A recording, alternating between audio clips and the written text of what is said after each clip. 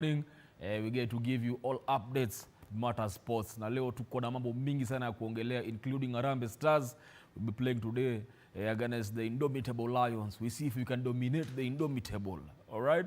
Because tulienda kwao and it did not look like we could do it. And of course, I'm not doing this alone. Tuko na Rocho all the way from Kampala. Amesema since I did not go to Cameroon, Shatta, let me go to Kampala. Maybe I will carry the good luck for the boys. We shall talk to Rocho same way, sindio? Alafu tuko hapa studio, tuko na Valeria Mwai. Mambo, tuko sambamba? We shall talk about that. Alafu later on, tutakuwa na interview hapa tukiongea na another FKF presidential aspirant tuliwaambia kila wiki. We shall bring them, watuambie future mpira ya Kenya wanataka iende aje na vile inaendelea iko sawa ama iko sawa, au sio? Hapo sawa. And then of course we like you to get interactive with us. We do this together with you. Unajua mnachemkaga, you want to air your opinions. This is where we give you that platform to do that. And what we're asking you today is, do you think Harambee Stars will beat Cameroon today? Do you think Kenya will beat Cameroon in the second leg? Tunaipiga leo pale Kampala. We are hoping to do it. Well, okay, Val. Yes. Let us start with you. At least tuanze na mazuri. Before tuendelee, tuanze na mazuri kwanza. Okay, nipatie mazuri yako. Under 20, yes. Rising Stars, yes. They did a good job. True that. I even posted nikasema, let me hope the senior team is watching under 20 because ilikuwa na uchio game walikuwa napiga passes, clear passes, like you are counting like something like 15 passes. That's true. You are teaching Djibouti how to play football. Was it a case that they met a weak opponent because they also played against Rwanda? It wasn't like that. You know, someone said that it's a weak opponent, but let me tell you, we Tanzania tulipiga 2-1. Yes. So Tanzania is not a weak team. That's true. And Djibouti, kama tungesema it's a weak team, tungesimama wangescore. So I always say in football there's no a weak team. Yeah. Na mtu alisema vijana wanafunika aibu ya wazee. Anyway, wanaendelea. I think their next game is against Sudan. Yeah. Let us see what happens. It's a must win. And of course, we know they will win. They will win. No? You know, that's what I always say. Always trust local coaches. Have you seen what Salim Babu is doing? Yes. Really good, doing a good job. It's amazing. When you compare him with Frat, God. All right. Aya, wacha tusalibie pia Rocho. Mzee yani aje? Niko gangari. Rocho malize kusikia kama anaongea say hi to everybody in Nairobi. Okay. Another lovely morning hapa Kampala, though it's a bit windy. But I hope that the wind will be blowing goals into the Cameroonian goal. Shut up, boy. Yeah, man. Kila mtu ana hope hivyo. How is the weather over there? Umesema it's windy. Hello, shut up. Yes. How is the weather? Na mayu vijana kama umepata chance ya kuongea nao. Are they optimistic before this game? Well, once again, good morning to Nairobi, all the way from Kampala. Remember that yesterday our boys had their last training session, the official training session at Nambule. The reason why we are here is because we don't have a stadium, so basically the boys had to fill the pitch. But all said and done, I believe that today is another different ball game altogether. We conceded 4 goals 4 days ago in Cameroon, but the spirit is very high with the boys here in Kampala. And remember that the last match we played here against Zimbabwe, we picked a draw. And it's all system goes for Harambee Stars as we take on Cameroon today in a match that for me will be a decider for the Group J. Remember that Cameroon, after that win, they went top of the group. Zimbabwe also picked a win against Namibia in their last outing. So it is do or die for Harambee Stars, if you ask me. If in any case we don't pick 3 points today, then things will be very tough for Harambee Stars moving forward to the next matches. Shutterboy. Arocho, there's a question that everyone is asking. What went wrong? What went wrong in Cameroon? We did not expect such kind of a game. You know, okay, there's losing a game and there's losing a game terribly. So was it the team selection because we saw changes that nobody expected? Well, we saw. Shutterboy, if I may say, exactly what happened. I think perhaps we'll start with the lineup. My personal opinion is that perhaps the coach didn't give his best, because it's normally said that you don't change a winning side. The last match that Harambee Stars played before moving to Cameroon, we had an improved match in the sense that we scored 2 goals. Yes, we conceded a goal, but look at the way the defense was well-tied. I believe that the coach picked a strong position. Keeper, yes, Matasi had his a bad day in office, but the last time Brian played so well against Zimbabwe and of course against Namibia, and I was also even surprised why we benched Okumu, who in the last outing was the captain. But Shatta, I think this is a different ball game. As I said earlier, today is a very different day, and I believe that Kenyans are going to rise up to the occasion and make sure that we pick the 3 points. When the Cameroonian coach was asked about this match, he said that it's a catch-22 for Cameroon, in the sense that the Cameroon national side might move into this match a bit relaxed, so this might also be negative to them. But in soccer, anything can happen. The first 20 minutes, if you ask me, will be very important for Harambee Stars, because in any case we score a goal, an early goal. For example, what happened in Cameroon? Cameroon got their goal in the 7th minute. Within the first 10 minutes, that they had already settled into the game, and of course we saw what happened. They had all the confidence, they were winning all the balls, and this propelled them into their win.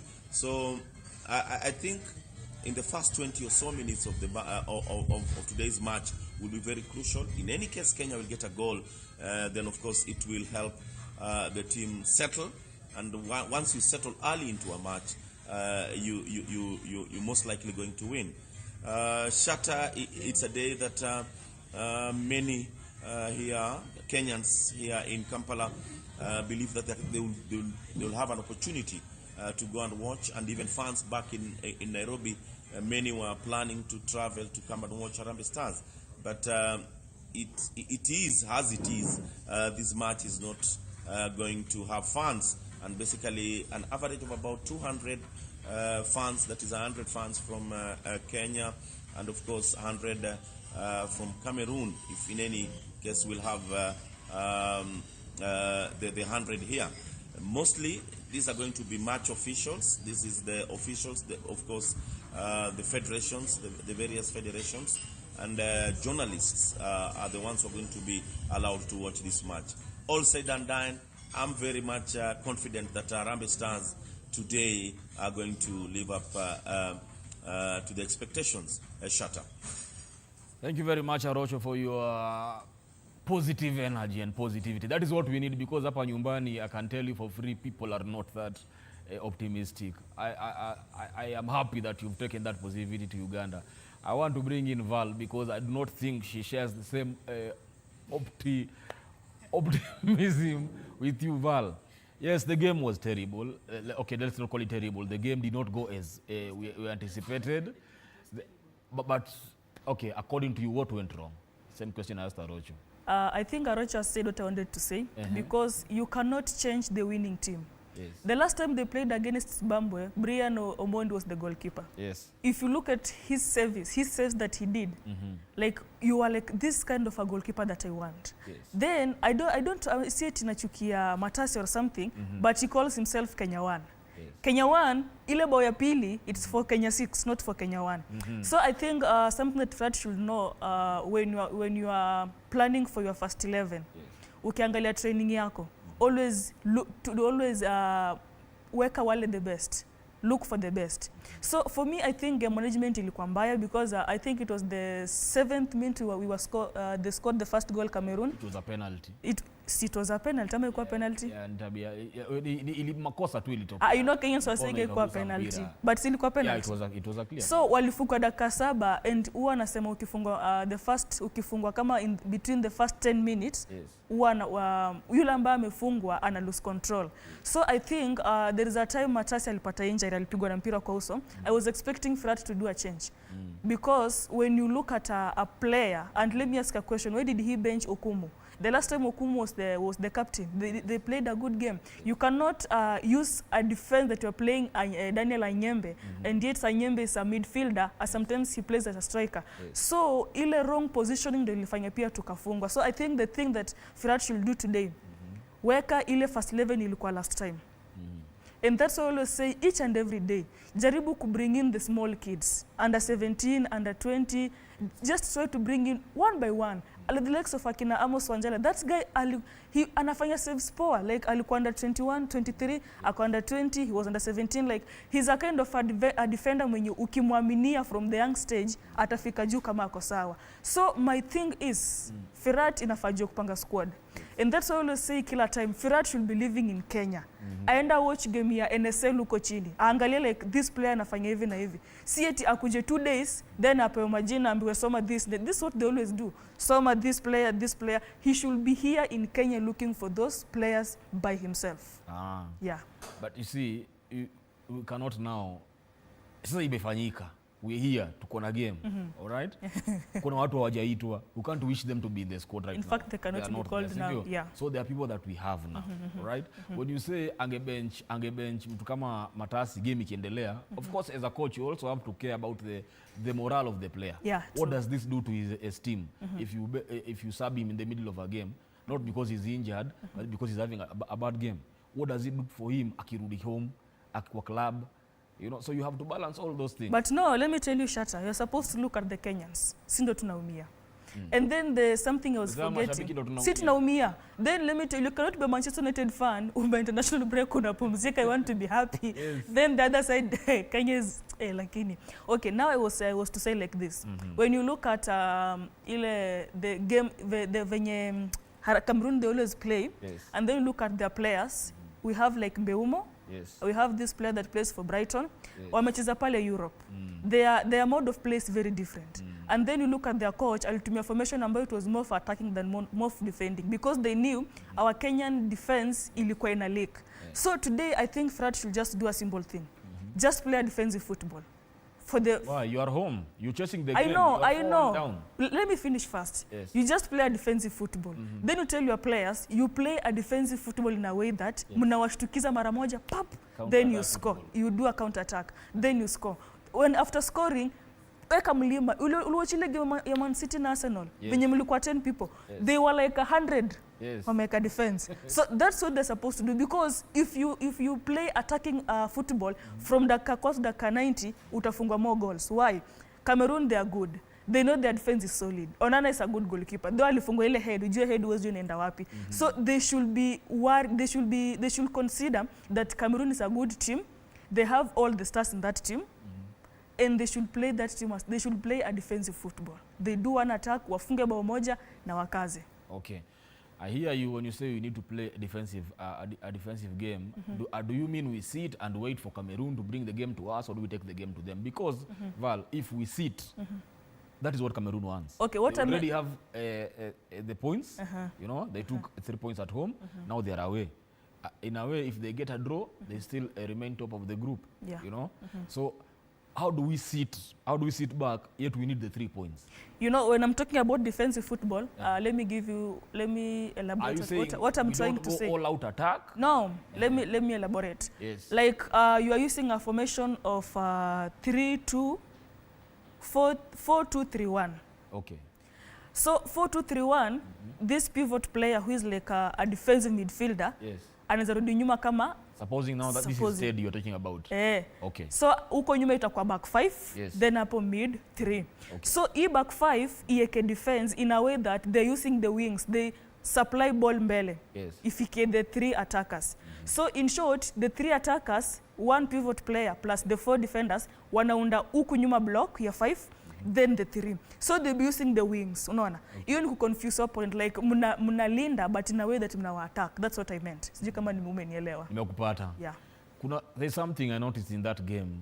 Their midfielders had a field day with our game. Like I remember I even posted on Facebook. I said somebody needs to mark Anguissa. Anguissa ile mpira anachezaga Napoli is what he's brought in the pitch. He's actually doing around the worlds with the ball. Anachukua bola anazunguka kwa kiwanja anazunguka. I'm like, guys, you know, because now we are letting them play their game. Sindio? Do you think if we pinpoint those people that we say, for example, you know, Mbeumo is good, we know Anguissa is good, like we mark them. We say, we know you've centered your game around Anguissa in the mid, sindio? We know pale mbele mnategemea Mbeumo akitoka ku wings, sindio? Because we hatuwezi sema ati Abubakar is a big threat because of his age, hawezi kimbia sana. But he's a threat. Yeah, he is a threat. But do we now say, okay, we are going to stop you and you and you? We mark the 3 of you. Our style equally. First of all, we make sure you don't get in the game. Sindio?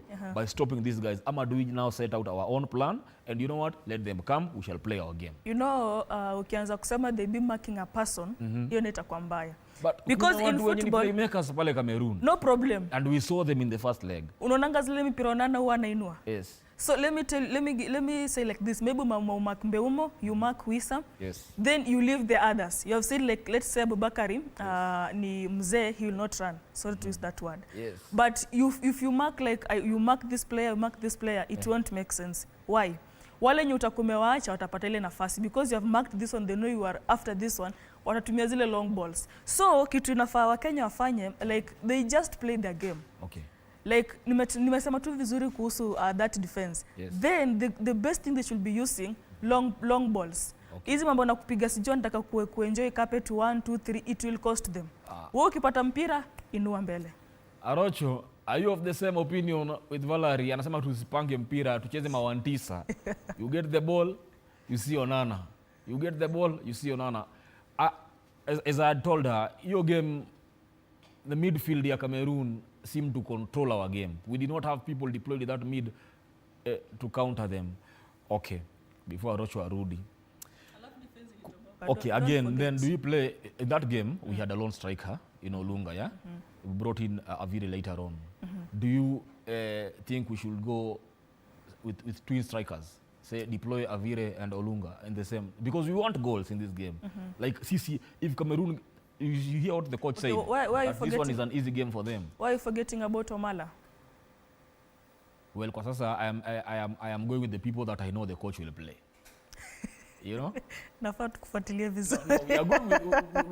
We are going with the team that we okay, know. Let me answer a question. They can decide to use like front 3. That is Olunga in the middle, Omala right, Avire left. So in this formation, they're using the 3 front 3, but the right and the left attackers are kama wings. And sasa ujue, here we are talking about wingers and strikers. You see our defense, it's leaking. Their second goal, hiyo ilikuwa blunder ya goalkeeper. The third goal, walipita 5 defenders. So talking about strikers, you cannot strike when your defense is leaking. So inafaa wanzie huku nyuma first before going for the strikers.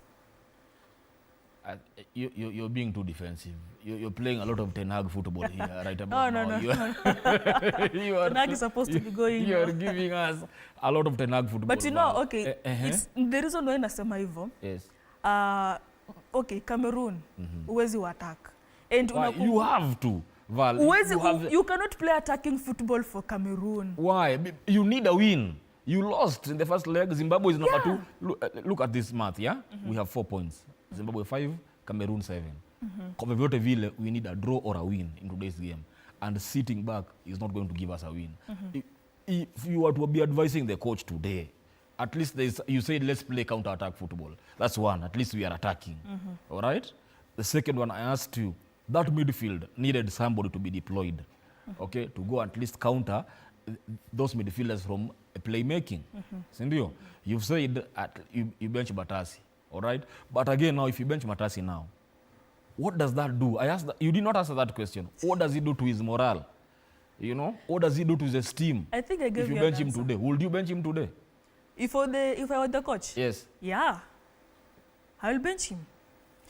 If you Why watch do you the think game, the coach? Why do you think the coach started him? And look, why do you think the coach benched Akumu as well? you know, if I answer that question, you want to to put me into trouble. But okay, when you look at that game, you know, you are trying to defend. You are trying to say that I should not use defensive football. Yes. But when you was talking about attacking, yes, we need goals, but there is no way you'll keep on attacking Cameroon. Sijui kama unanielewa hiyo kitu. Well, you have to attack and defend as well. I'm not saying we become careless and just go all out attack and not defend. We will have a style of play, but we also need to look for goals. It has to be more of attacking than defending. Si nimesema hivyo Shata, nimesemaje? Unasema tuanzie nyuma to defend tuna league. But there is what we always call game management. Unasoma game. When you see you are defending a lot, then wao mama kukuja like you are defending but not attacking, you start attacking. So for me, I'll insist on this kindly. We are missing, by the way, we are missing Jenston Omurwa kwa hiyo defense. Because kulikuanganio hiyo compo ya Jenston Omurwa, Anodik Nondi, then with Okumu. Hiyo ilikuwa solid defense, but we are missing Omurwa. So they should use at least Okumu, ajaribu kwa ile stability hapo katikati. Then strike kweke Avire, Olunga, then with someone like Omala. At least equal solid. Okay. Arocho, kama unaniget hiyo midfield yetu, do you think something needs to be done vile tulicheza, because clearly the Cameroon midfielders and also their wingers had a field day with us? What do you think if you had a chance to talk to Fira today and give him maoni yako kidogo ya ndimu, what would you tell him to change kwa ile squad ilicheza last time?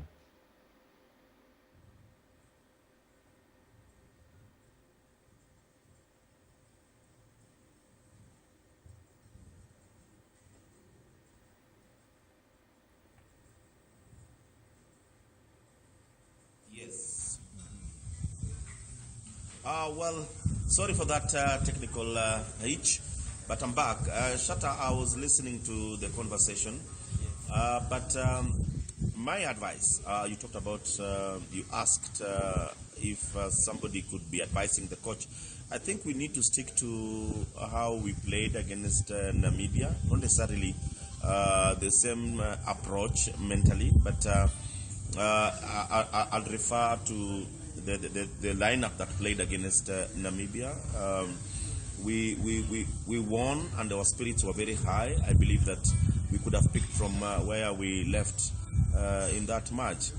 But soccer is totally different when it comes to bringing psychological, when a team is beaten psychologically, because the 4 goals that we socked in Cameroon, first of all, affected our position on the log of Group J, and it also dented the confidence of the players. But I believe that things can change, and this can change in the first 30 or so minutes of that match.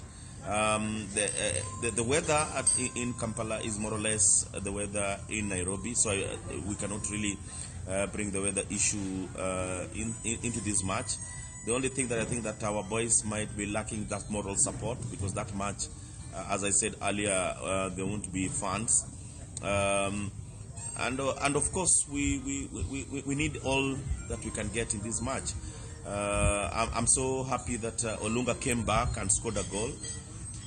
That for me was a booster to him and to the team. And now that the captain is back, I believe that all will be well. Kenya, once again I'm saying it, Kenya has to win this match to remain, so that we have our hopes alive, if in any case we'd like to play in Morocco. Shatta. Allow me now to bring in our junior starlets. Campaign yao iko almost kuanza. I understand you utakuwa unaelekea hiyo area. We've seen the kind of friendlies they played and they've been very impressive. Mara ya kwanza tukianza, the first time we spoke about it, we were not very optimistic because tulikuwa tunaangalia group yenye wamewekwa and we thought they're going to have a tough group. But from the friendlies they've been having, as this maybe change your opinion on the games and the performance that you expect from them?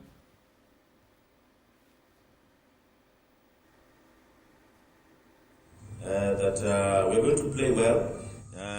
God willing, I will be traveling to Dominican Republic, ready for that match on Thursday. So I hope that once we are done with Kampala, I'll be catching another flight to Dominican Republic through the USA, because there are two ways of moving to Dominican Republic, going through Europe, that is going through Spain, and of course going through the USA. So my route will be through the USA, then we move to Dominican Republic. And yesterday I was communicating with the team through the team manager, and the spirit is quite high, and we believe that the matches that are coming up, our ladies will show that we are not only just athletes, as the world knows. We are also good as far as soccer is concerned. Shatter.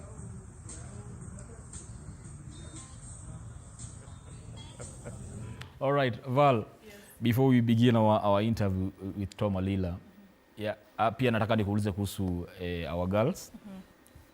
Uzuri nimeona una follow up pia our young boys wale kwa Tanzania and what they are doing. Our girls start this campaign on Thursday. What do we expect from Rising Starlets? Yes. We are winning. We are winning. The World Cup is ours. Hapo napo sina stress. Okay, you know, it's our first time, by the way, we're supposed to congratulate those girls for making us proud. It's the first team to reach World Cup. So when you see the way they're playing, the friendlies they have been playing, uko tuna hope like we are doing something good. All right. Yeah. Perfect. All right.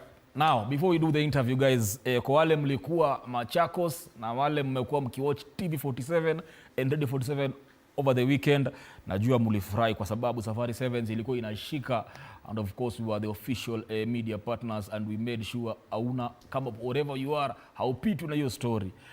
Na mambo ilikuwa mzuri sana. For the men's, wanaume kujiamini mara ngapi? Mara 3. Wameonyeshana sisi ndio wale.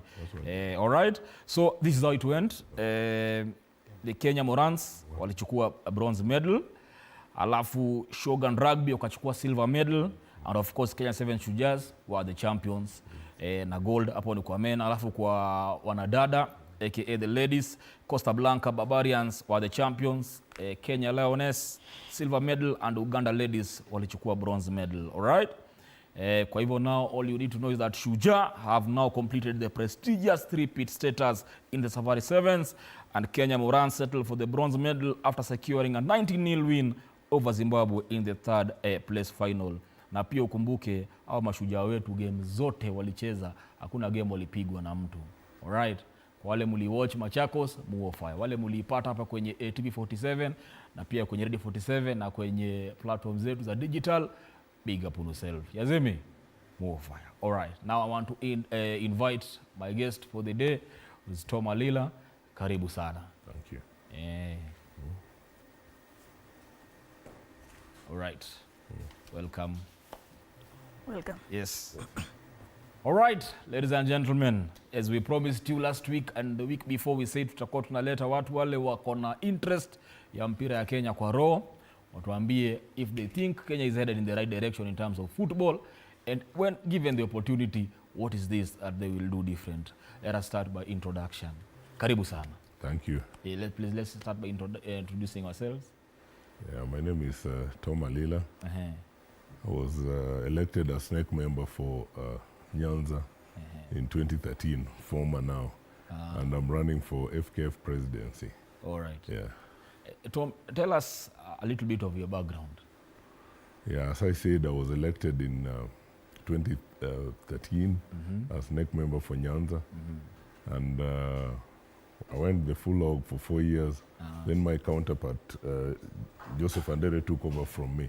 Yeah, but I've been passionate in football administration for a long time. I think it's well documented. Yes. Where does your passion for Kenyan football come from? From my dad. My dad was a football administrator during Omino's time. He was the secretary. Okay. So the lineage is there in football. No matter where you go, it follows you. Yes. Yeah. All right, I'm with Valerie here. Yes. We're also with Orocho from Kampala. Yeah. We hope this will be an informative conversation. True. Because we've seen a lot of uncertainties with Kenyan football, you know. At Yeah. some point, we appeared to be headed in the right direction. Then to go to a point and our football became more of a boardroom kind of game, not being played on the pitches. Yes. All right? And now you've said, you know what, guys? I think I am the right person to do this. Yes. All right?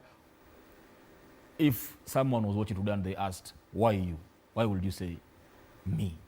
Yeah, why me? Because of my manifesto, which I'd already put on the, it's out there, that I'm running on 3 pillars. Yes. First of all, I'm very passionate on women football. When I was elected, I said 2013. Yes. It's a program that started in our time. Yes. And for the first time, the women team has made us proud. Actually, they're going to play in Dominican Republic.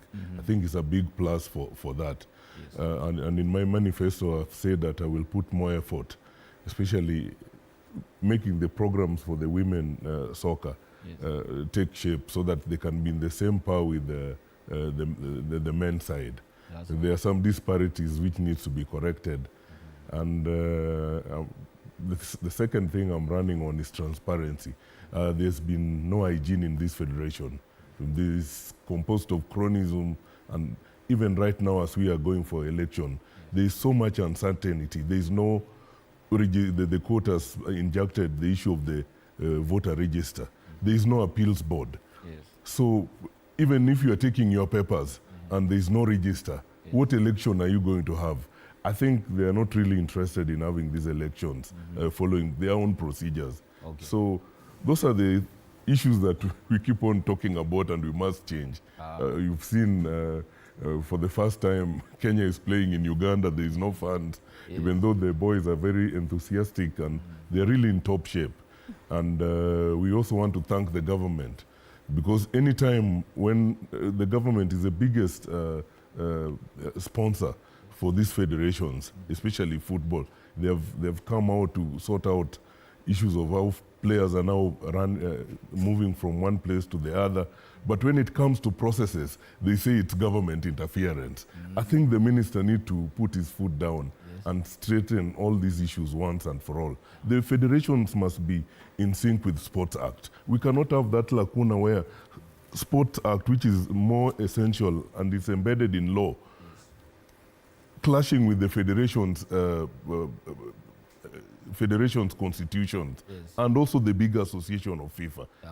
This has to be straightened once and for all. And those are the issues that when we are elected, accountability is the key. Transparency. You cannot run football if there is no transparency, especially when we are battling with issues of match fixing, coaching, referees' remunerations. They're all problematic. So those are the issues we want to change. And more so, it's the leagues. They don't have oomph. It's the same league. That's why I was proposing in my, if I'm elected, I will give out the leagues to be run independently, the way they used to be run by Kenya Premier League. You must have accountability on where if there's a problem, you must pinpoint.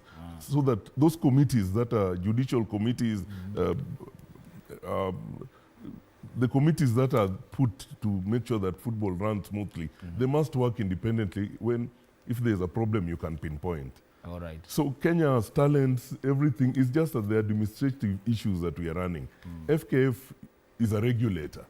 It's not supposed to be running these leagues, even though they are their properties. For them to have value, they must run on their own, and that is what I stand for. Amazing. Yeah. You mentioned ladies football, and I know Valerie is also very passionate about the ladies game. Eval, any question at all? You have talked about ladies football, and that's a good idea.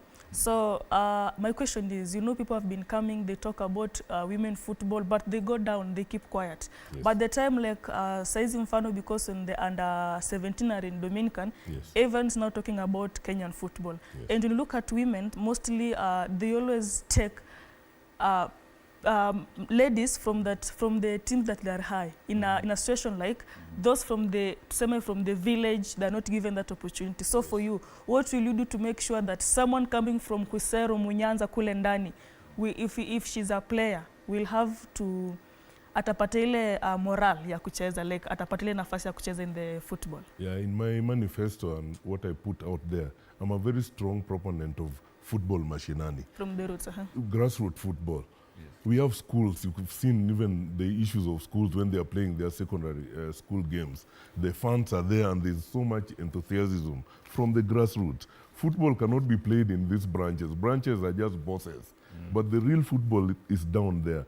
So if these policies, as she has said, that we keep on talking, they must be implemented and supported by policies that can be able to set out in those grassroots areas. Like our Sports Act now there has to be an amendment to be done so that funds can now go directly to the counties.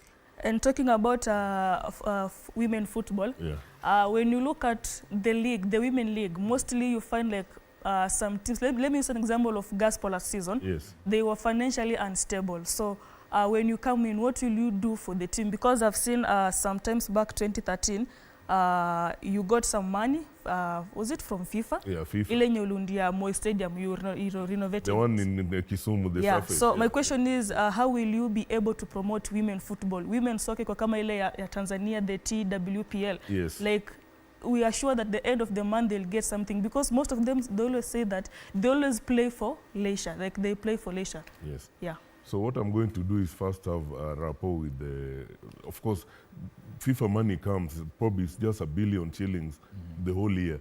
But what happens is that when these monies come, there's development, women football, youth, but these monies are diverted again to do other issues. By sorting out, probably the Harambee Stars are going somewhere, they have to divert the money.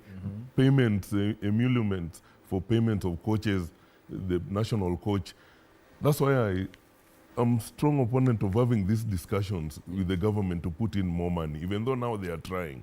But money should be put in this, and also FIFA programs must be run concurrently to help the women football grow. It's really big business and a big thing in the whole world. You can see, as she has said, in Tanzania.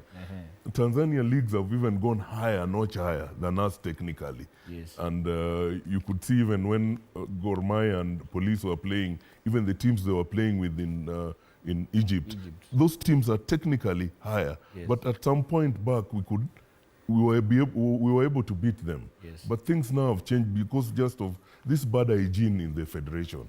That must change.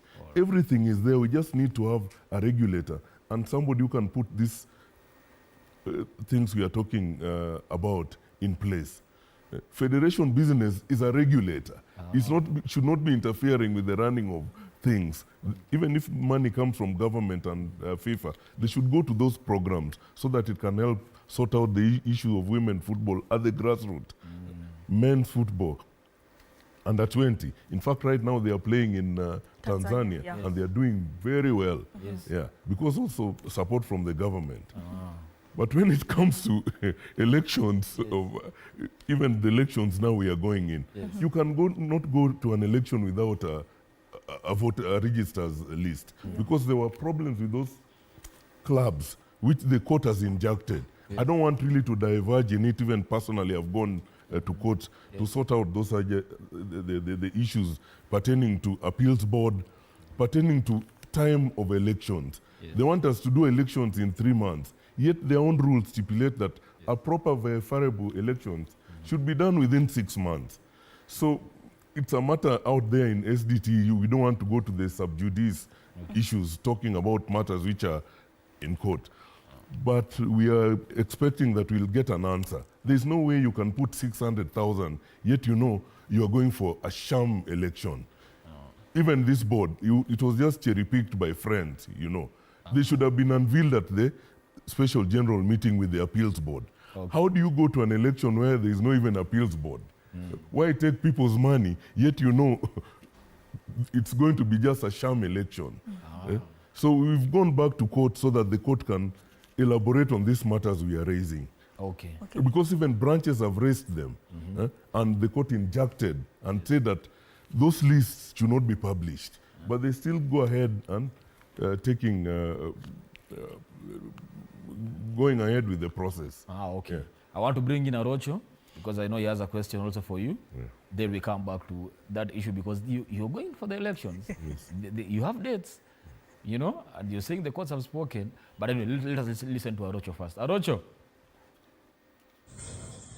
Yes, Shatta, I'm getting you quite well. Unfortunately, there was another technical hitch, but we are back. I'm getting you loud and clear. Now, two questions to Alila. One, who is his running mate, and is he going to present his papers? The way he sounds is like he's not going to present his papers because it feels like a lot of issues are not ironed out. He's talking about the 6 months rule that the election should be at least 6 months after the board has been put in place. Is he going to present his papers, and who is Alila's running mate? Shatta. All right. You've heard him. Yeah. You've heard the man, yes. So Yeah, who is your running mate? my running mate is a coach and a referee called Beryl. Mecheso, I think she's well known in football fraternity. So the issue of running mate is settled. Okay. Yeah, she was very active in Nyanza and Western side. I think we're going to reveal CV very soon. But as Arocho is saying, is the issue of this election, and it's a sham, you know. We are just going on, and probably the federation doesn't want to do a proper and verifiable election. That's why we have gone to receive. There's always a way you seek. If they can't listen to you, there's a place that they must listen to. Okay. So we are waiting for today, tomorrow. It doesn't matter whether we present or not, but the court is going to deliberate on this matter tomorrow. Yeah. So there's no way you can take your papers when there is no voter register. Why are you doing that? So it doesn't make sense at all. Okay. Yeah. But we are ready. We are waiting for the process to, personally, as Tom, I went to court to have these issues sorted out. Okay. We'll have to wait until the matters are settled. Yeah. Now, and when you say you wait for the courts, what if the courts rule and say, okay, it's fine, what you guys are asking for is right, you know? So then you say you need the 6 months again, okay, for your campaign. You see, everything. Do you postpone the election again to next year? Upon the timeline must be adhered to. You know where we go wrong is by saying that, oh, we're having Chan and AFCON. Elections must be done in a verifiable manner. Okay. We cannot put elections that those dates are, it is their own rules. The electoral code of conduct says that the elections, even FKF constitution, must be done within 6 months in a verifiable manner. Okay. If these clubs are also having issues and they can't be verified, why go for such an election, really? Okay. It doesn't make sense. Yeah. So I know there are some aspirants who are excited, even the other side, they're saying they must go through this, but personally, I would not go and legitimize a wrong process. Yeah. So we have to wait until these issues which we have discussed are sorted out. Okay. Yeah, time is there. There's no need of just doing elections, which federation has been swinging around that, oh, Chan is coming, AFCON is coming. So what? The election must be verifiable and it must be transparent. Yeah. I have seen people in the federation that, without mentioning names, some have resigned and declared their interest for the candidacy, for the presidency as well. There's a rumor also that the current vice president could also be vying, with the president being his vice, you know. And you're saying these are the same people that constituted the elections board. Yes. All right? So how do you maneuver this? What does the law say about that? The law says that once an SGM is done, and when you're unveiling this electoral board, first of all, the electoral board must be members of the association, which they are not. That is one reason that they messed around. Even when you're unveiling the election board, there has to be, you must unveil the appeals committee. It's not there. So there's no, you can't say that the elections will be free and fair. Even these people now coming out, a whole secretary general coming out at the last minute that is running. Even though the FKF constitution allows that if you are president and you are vice president, and if your term, you can always run for another position, but not the same that you run when the term expires. It is allowed in FKF constitution. So I'm not worried about that. Even though the constitution for Sports Act is saying, no, if you have served 2 terms, that is now the constitution of the country. Saying that if you have served 2 terms, you cannot run again. So previously when we were starting, I was saying that we need to synchronize these rules so that the federation, association, and the country's constitution complies. Okay. Before I go back to Arocho, because I know Arocho has a question for you. Val. Yes. You had a question as well. Yeah, I had a question about the starting from under 15, under 12, under 10.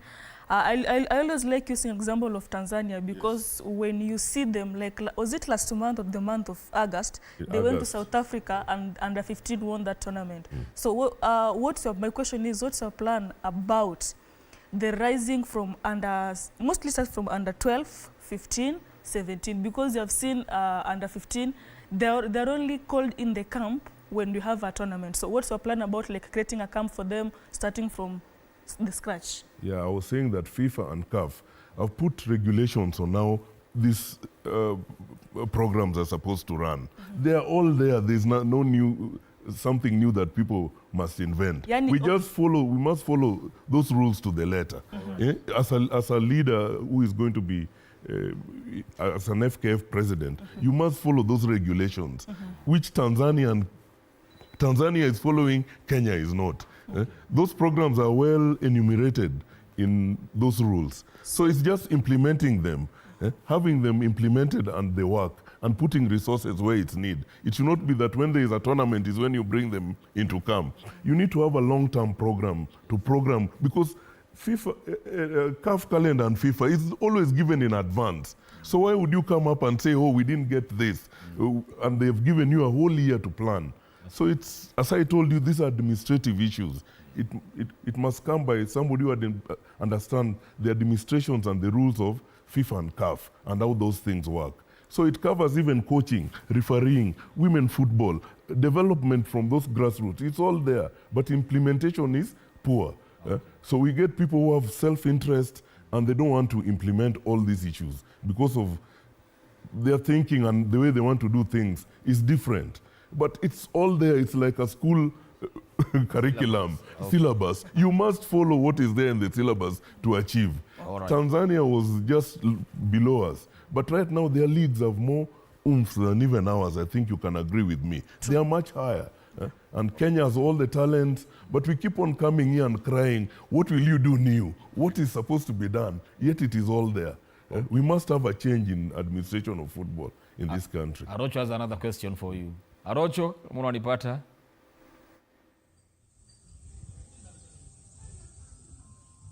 Yuko nini katika?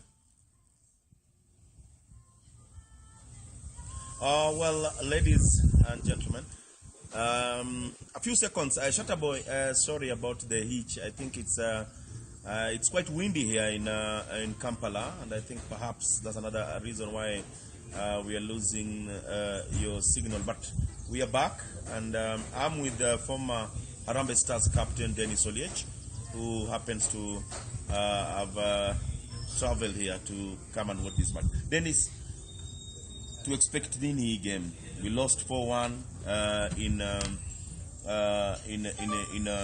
Cameroon. To expect nini leo in the second match? Unajua tuko home away from home, so Kenya wana need Harambee Stars wana need to focus. Unajua because like Cameroon wako na experience, so ni tusikuwe na nini pressure mingi, unaelewa, sababu hao wamezoea hii level. So sisi tuingie tuko game like as normal, but the mistake ndio watu think ni wamelearn from the last game. Mistakes this happen, ni blunders happen. Ni watu tu ni focus. It's game like another game, normal game, unaelewa. So wakuwe tu ni patient, na I hope Harambee Stars ni watashinda. Labda scores unaona kutoka kama ngapi because we lost 4-1 in the first leg. Unajua Arocho, I've been there, I've done it, everything. So I'm a Kenyan, but unajua Ivory Coast level yetu. Unajua, so mi sitaki nikuja hapa nidanganye watu ati Cameroon in sea level yetu. Sorry. Ni Cameroon ni sea level yetu. We are still far. So for me, okay, watu wanasema mbona utaki Kenya niwashinde, but you can't compare level. I've been there, I've done it, everything I know. So for me to hope ni draw. Na pia kiwa Mbeya Rocho ni watatufunga. Cause au mzoea ni kucheza home away from home. Game kubwa. Morocco, Bolivia, Uruguay, unaelewa, si hajafika hiyo level. So for me Kenya, I hope tukienda mbaya ni draw. Unaelewa? So mimi bado nasema mbona utaki Harambee Stars hauna imani, but bado hajafika hiyo level yao. We are still far. Dennis Olech thinks that we are still far, and before I sign out, Shutterboy, I'm giving my red card to whoever made sure that there are no fans today in Kampala. This is a match that Kenyans could have come all the way from Nairobi or any other part of Kenya, and even the Kenyans living here in Kampala could have enjoyed this match. I'm giving a red card to whoever made sure that there are no fans today. Thank you very much, Ataboy. Pass my regards once again to Alila, and I hope he's going to present his papers, and all the best to Alila. And for our viewers, stay tuned, because after Kampala, we are heading over to Dominican Republic to bring you all that will be happening in the Women World Cup under 17. Tupatane, Dominican Republic. Shatabai. Shukran, Arocho. Before I let you go, Tom, give us your parting shot. My parting shot is that I agree with Rocha. Also give the red card. Yes. I think the federation is the one who made sure that fans didn't go there. But I agree with them, yes, that it's wrong for a Kenyan team, Harambee Stars, playing in another country without fans. Yes. To my delegates and the people going for the elections, they need to be vigilant. They should not be pushed to a process which has got a determined winner. They need to be very vigilant and wait and see what comes out of these two cases that are in SDT.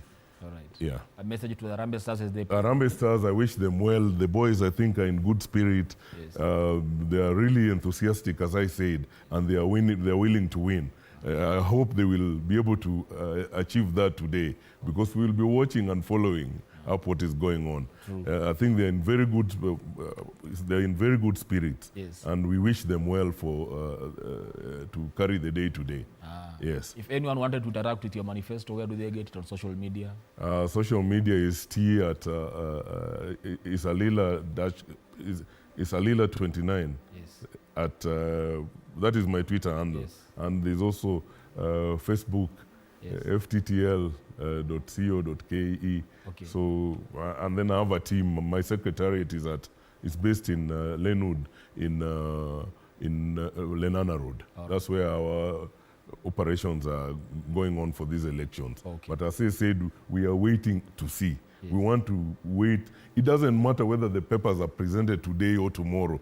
SDT is going to give a direction on this matter. We have raised very heavy issues on these elections, and you can see so many people are unhappy the way things are going. So they just need to stay vigilant and wait. All right. Yeah. Asante sana for coming. All the best, and I hope the courts do rule in your favor as well. Yes. Tutapatana, si ndio? Thank you. Asante sana for coming. Thank you, Shatta. All right, we're taking a short commercial break, then we come back to wind up. I'll see you. Keep it luck.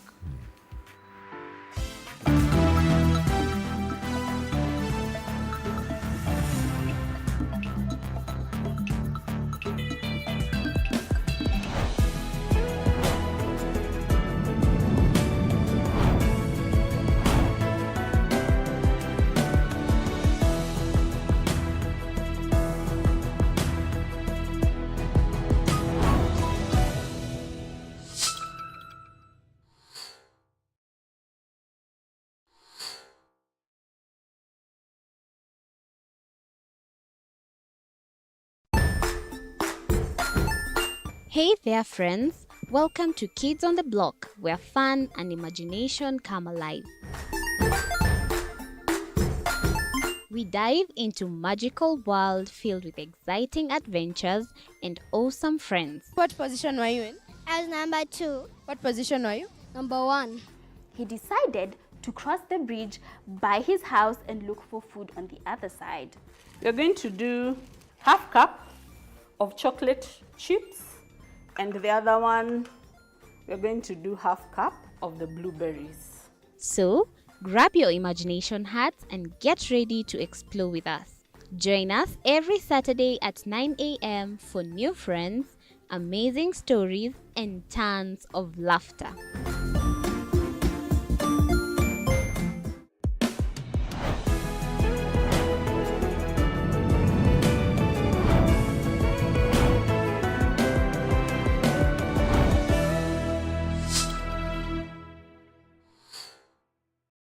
Join us as we explore the journeys of those who defy the odds and break barriers. We dive deep into the stories of triumph. Sometimes when parenting a child with a special need or whatever disability, family life becomes a bit complicated and you may end up raising the child on your own. Here, we inspire. I have a farm which one we showcase with other dyslexic youths and autism how to farm. Motivate. It's never easy, but what we do, the best thing is to work with another parent who has an elder child than yours. And breakthrough Ladies and barriers. gentlemen, welcome back to the Monday Blitz. But before we continue with the Blitz, I want to take you to Thika Garrison to link up with our reporter Moige Williams. Remember, today is KDF Day. Na ako live kwenye ground. I want him to tell us what to expect and how is the mood over there. So, Moige, good morning.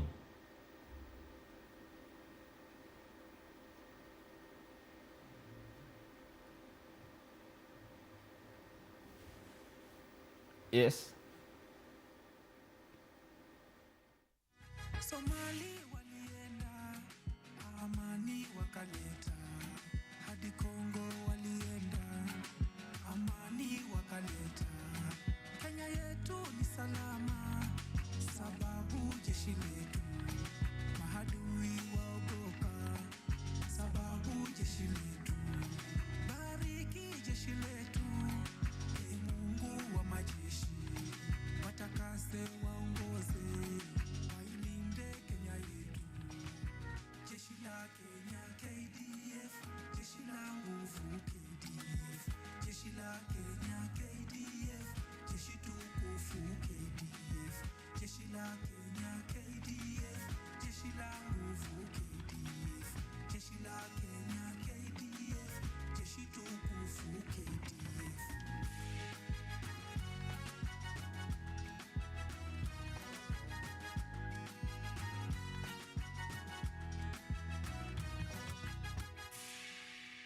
Tumpe makofi mazuri kabisa Koplo Eric Amani Kaingu kwa wimbo wake maridadi kabisa.